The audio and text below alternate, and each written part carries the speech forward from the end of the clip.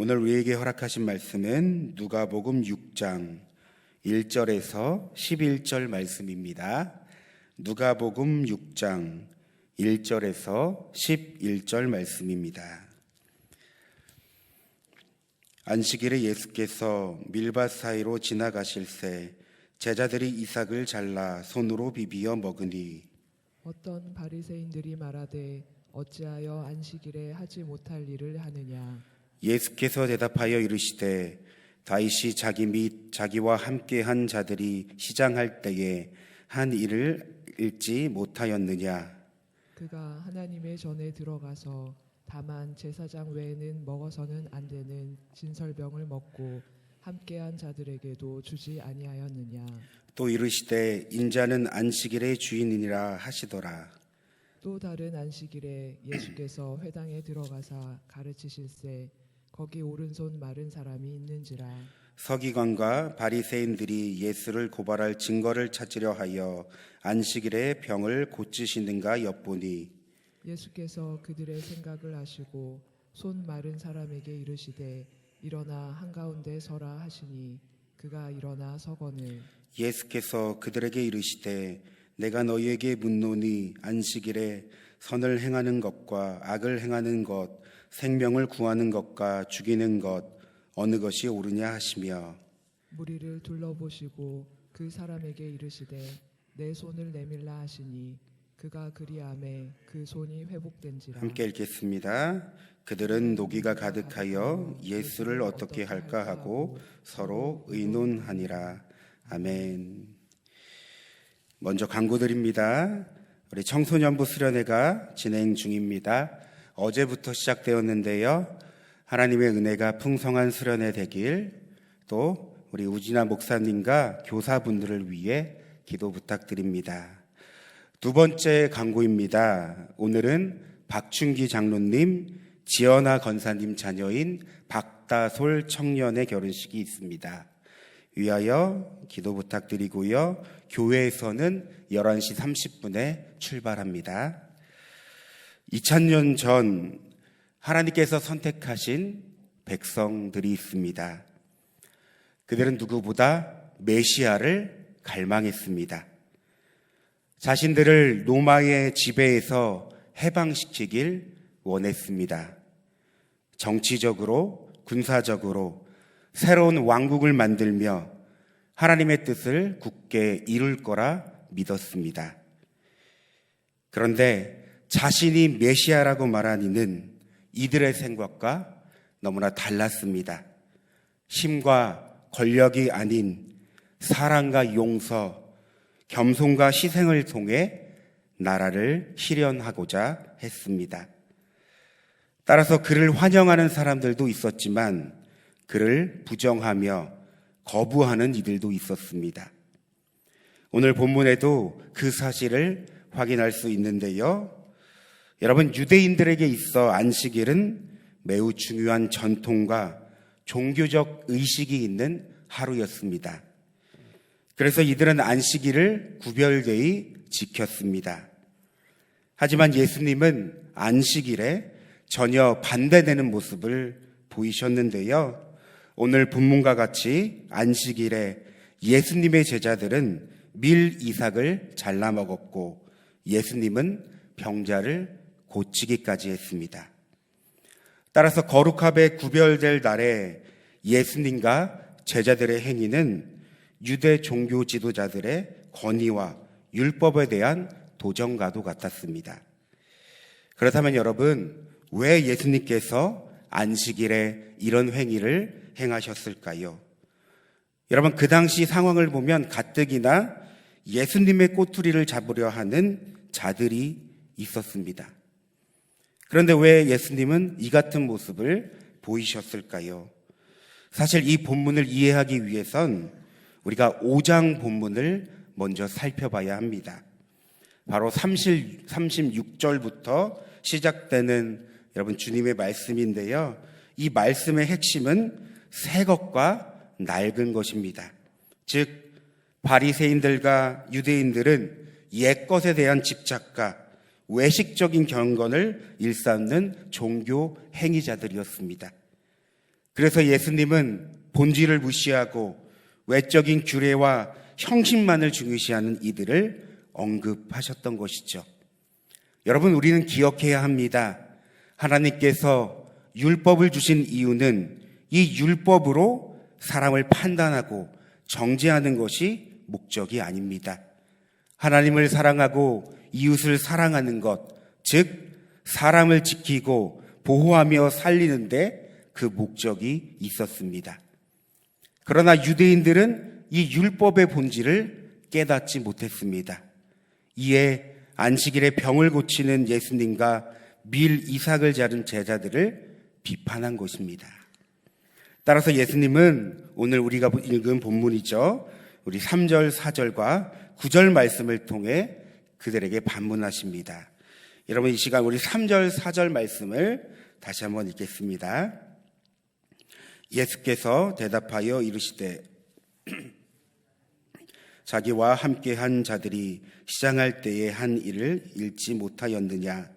그가 하나님의 전에 들어가서 다만 제사장 외에는 먹어서는 안 되는 진설명을 먹고 함께한 자에게도 주지 아니하겠느냐. 예수님은 다윗의 이야기를 예로 들었습니다.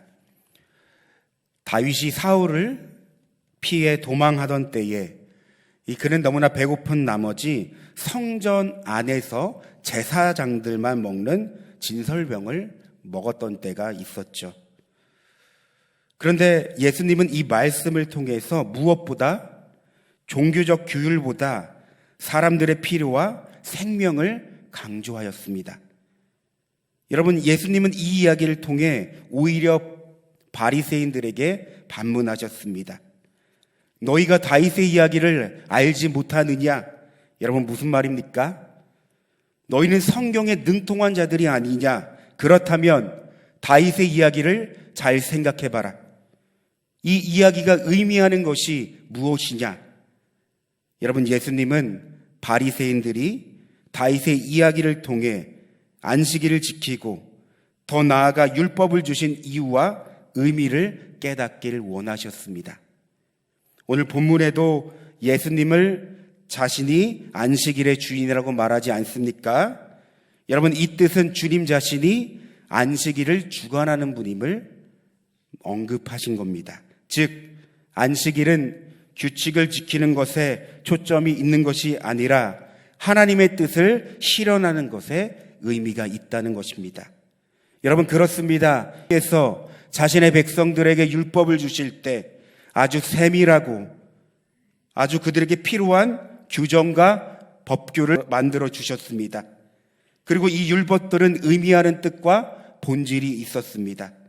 그러나 율법에 능통하고 율법을 가까이 하는 이 바리새인들은 율법을 주신 하나님의 의도를 제대로 파악하지 못하였던 겁니다. 여러분, 오늘 본문은 우리에게 정말 중요한 교훈을 가져다 주는데요. 오늘 하나님께서도 우리에게 말씀을 주셨습니다. 그런데 중요한 것은 우리가 이 말씀을 통해 하나님의 본심, 말씀이 의도하는 뜻을 얼마나 깨닫고 알고 있느냐입니다. 여러분, 생각해 보면 우리에게는 정말 잘못된 습관 한 가지가 있습니다. 하나님께서 말씀을 주신 이유와 목적을 생각하지 않고 여러분, 이 말씀들을 자신의 뜻대로 생각대로 너무나 오용한다는 것입니다. 어떤 경우가 있습니까? 오늘 본문의 말씀처럼 이 말씀을 사람을 정죄하고 판단하는 데 사용합니다. 여러분, 말씀은 사람을 정죄하고 판단하는 기준이 되어선 안 됩니다. 하나님께서 우리에게 말씀을 허락하실 때 그런 뜻으로 주신 것이 아닙니다. 또한 하나님도 우리를 정죄하고 판단하지 않습니다. 그런데 우리는 너무나 쉽게 말씀을 사람의 행위와 모습에 적용합니다. 이런 경우를 들여다보면 정작 나의 모습, 나의 삶에는 적용하지 않습니다. 자신의 허물이 보이지 않는다는 것입니다. 아직 내가 누구인지를 모른다는 것이죠. 하나님 앞에 내가 누구인지를 모른다는 것입니다. 여러분, 우리가 하나님의 말씀을 얼마나 무분별하게 사용하고 생각하고 무가치하게 여기는지 우리의 신앙을 돌아봐야 합니다.